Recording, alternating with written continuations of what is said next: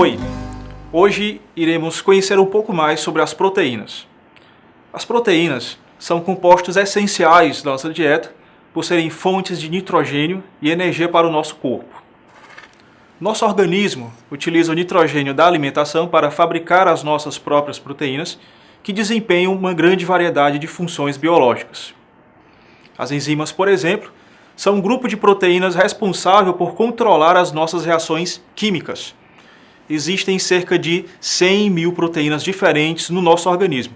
Cada uma realiza uma função diferente. Agora, como identificar as proteínas no nosso corpo? No microscópio?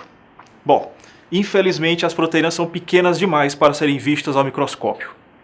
O modelo mostrado aqui ao lado mostra a catalase, que é uma proteína responsável pela neutralização dos radicais livres no fígado. Essa imagem representa uma proteína que foi aumentada cerca de 1 bilhão de vezes. Cada bola neste modelo representa um átomo. Bolas verdes representam carbono, bolas azuis o nitrogênio e bolas vermelhas o oxigênio. A catalase contém mais de 10 mil átomos organizados em 527 aminoácidos unidos em uma estrutura tridimensional. A função desta e de todas as proteínas depende dessa estrutura tridimensional. Deformações nessa estrutura resultam em perda de função e quase sempre ocasiona graves doenças.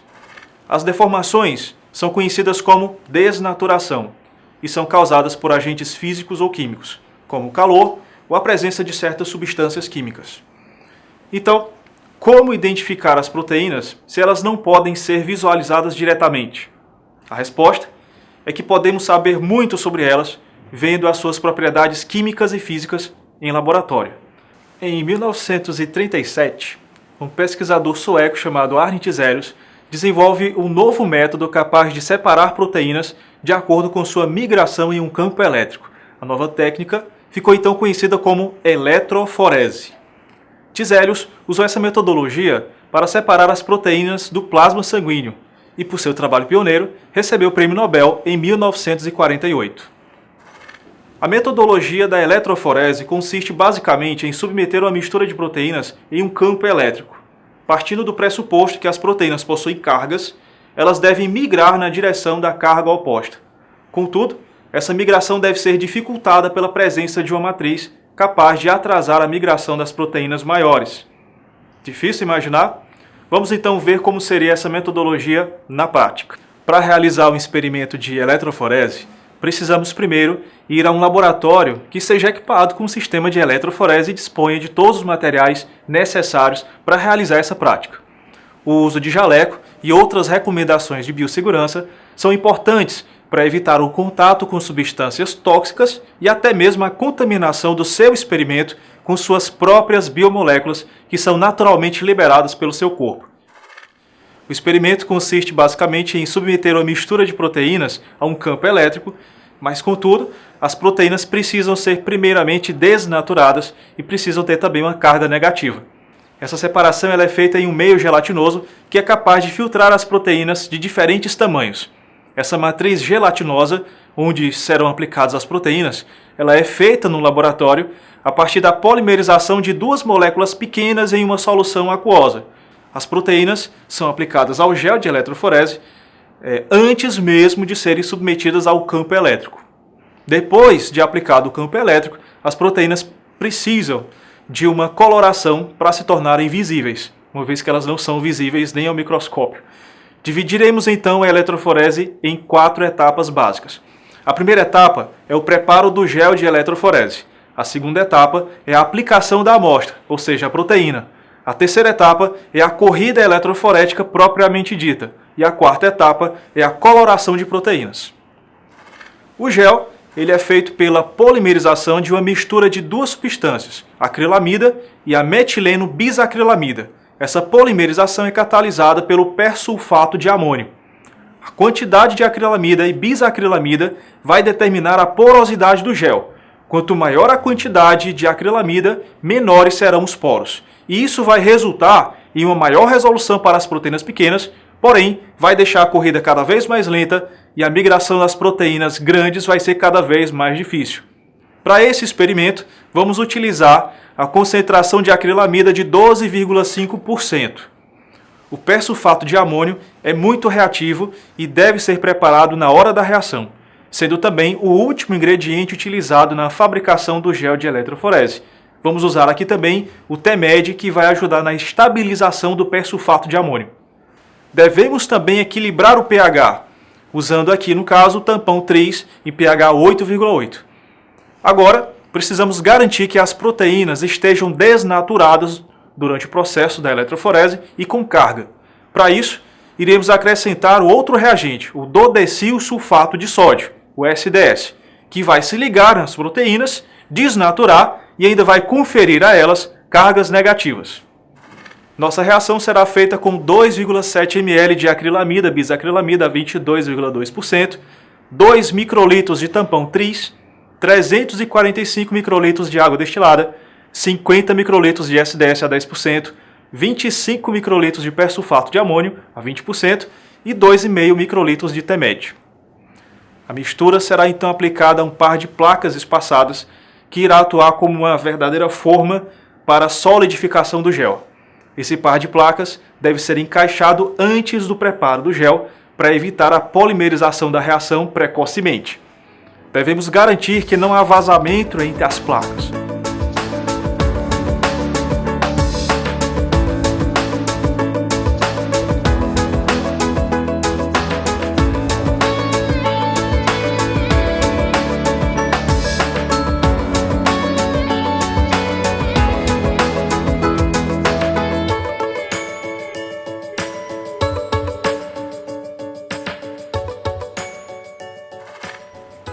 A solução é então cuidadosamente aplicada ao par de placas até faltar alguns centímetros para encher.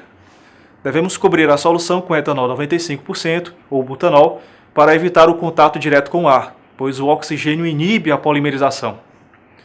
A polimerização ocorre em cerca de 30 minutos ou mais, e então nós temos o chamado gel de separação. Em seguida, o álcool deve ser retirado. Devemos preparar mais uma camada de gel contendo uma quantidade menor de acrilamida na solução, que servirá, nesse caso, apenas para formar os poços, que são as cavidades onde a gente vai aplicar as proteínas. O pente deve ser aplicado cuidadosamente para servir como uma espécie de forma com cavidades onde as proteínas serão aplicadas. Devemos esperar a solidificação do segundo gel. Depois do segundo gel solidificado, chamado então de gel de empilhamento, o pente vai ser retirado e o gel, que ainda vai estar preso às placas, é transferido para um tanque, onde será aplicado uma solução aquosa condutora de eletricidade, chamado de tampão de corrida. O tampão de corrida é uma mistura de glicina, tris e SDS. Ele irá permitir a condução elétrica por todo o gel. Depois de colocado o tampão no tanque, iremos aplicar as amostras de proteínas. Os poços estão submersos no tampão e as proteínas precisam estar misturadas com glicerol para que elas não boiem no tampão antes mesmo do início da corrida eletroforética. Precisamos também de um corante não específico apenas para indicar o andamento da corrida, uma vez que a amostra é transparente. Vamos usar aqui o azul de bromofenol. Essa mistura de azul de bromofenol com glicerol, ele é conhecido como tampão da amostra. Além das soluções de proteínas, iremos aplicar também uma mistura de proteínas com tamanhos variados e conhecidos e que recebe o nome de marcador de peso molecular. Vai nos ajudar à obtenção do tamanho médio das proteínas. Depois que a mistura de proteínas mais o tampão da amostra foram aplicados no gel, deveremos iniciar a corrida eletroforética. O sistema elétrico deve ser ligado de forma que os eletrodos fiquem devidamente encaixados e a fonte é ajustada para emitir uma corrente de 15 a 30 mA. A corrida eletroforética ocorre em cerca de 2 a 4 horas, dependendo do tamanho médio das proteínas, e a concentração da acrilamida no gel também influencia. Quando o tampão da amostra estiver chegando na parte inferior do gel, o sistema é então desligado e desmontado, e dessa vez iremos separar as placas de vidro para termos acesso ao gel de eletroforese. A quarta etapa da eletroforese é a coloração das proteínas, que é a etapa que nos permite visualizar as proteínas que correram no gel de eletroforese. Nós estamos agora no laboratório de bioquímica, Como vocês podem ver, nós não temos microscópio e, claro, não é necessário porque proteínas são pequenas demais para serem vistas ao microscópio. Então, para visualizá-las, nós vamos utilizar corantes, como azul de Comassi, que se liga especificamente às proteínas. Então, depois da eletroforese, nós temos um gel que acabou de correr e nós já estamos aqui na solução de coloração.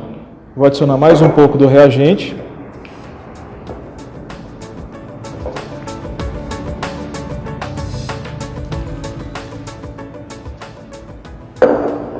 Quantidade suficiente para cobrir a amostra.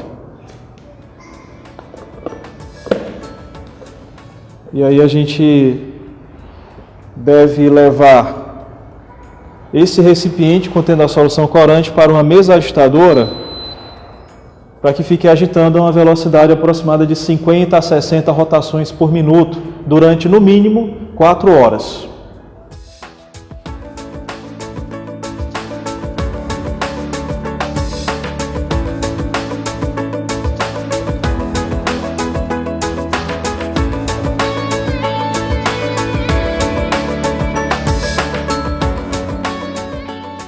Bom, terminado o tempo de agitação, nós devemos tirar o gel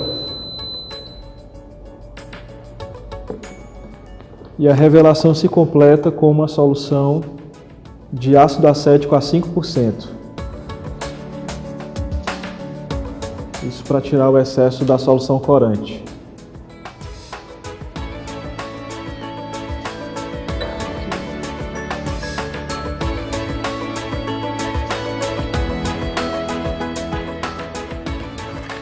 Esse é o resultado final da eletroforese de proteínas. Como dá para perceber, existem vários traços azuis que representam proteínas diferentes. Cada coluna representa uma amostra.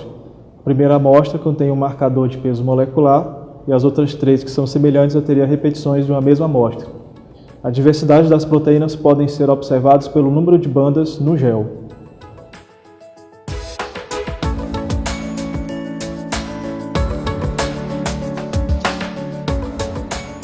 Para entender melhor como os resultados da eletroforese são interpretados, vamos analisar uma eletroforese de proteínas do plasma sanguíneo. Uma eletroforese de proteínas do plasma sanguíneo possui basicamente 5 bandas proteicas, fáceis de identificar, como estão mostradas aqui. As bandas proteicas são representadas aqui como traços. Traços mais altos, nós temos as proteínas de maiores massas moleculares.